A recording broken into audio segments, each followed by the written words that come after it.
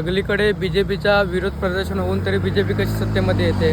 तुम्ही बघितलं असेल आत्ताच देवेंद्र फडणवीस यांनी हिंदी लादण्याचा प्रयत्न केला, तेव्हा मराठी माणूस किती बाहेर आलेला, राजसाहेब आलेले, उद्धवसाहेब आलेले. तुम्ही बघितलं असेल आता त्यांच्या ज्या सभा झाल्या त्या सभेमध्ये त्यांच्याकडे एकसुद्धा माणूस नव्हता, पैसे देऊन माणसं आलेले.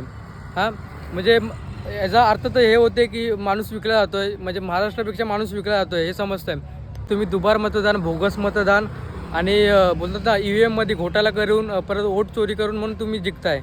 मी तर एवढं सांगेल, जी लोकशाही आहे ती आता आपली लोकशाही संपुष्टात आलेली आहे आणि कधी आपली हुकुमशाही होईल याचं काय सांगता येत नाही. आज अदानीकडे जी पॉवर आहे तुम्ही बघितलं असेल, राजसाहेबांनी सांगितलेला, अदानी कधी तुमची रात्रीची लाईट बंद करेल आणि कधी तुमचा रात्री 12 वाजता जेव्हा दरवाजा ठोठवल तेव्हा तुम्हाला लोकांना समजेल. दुसरी गोष्ट त्याच्याकडे सिमेंटचं पण आहे. तुमचे जेव्हा घर बांधले जातील तेव्हा कसा सिमेंट चा दर वाढवला जाईल तेव्हा तुम्हाला लोकांना कळेल.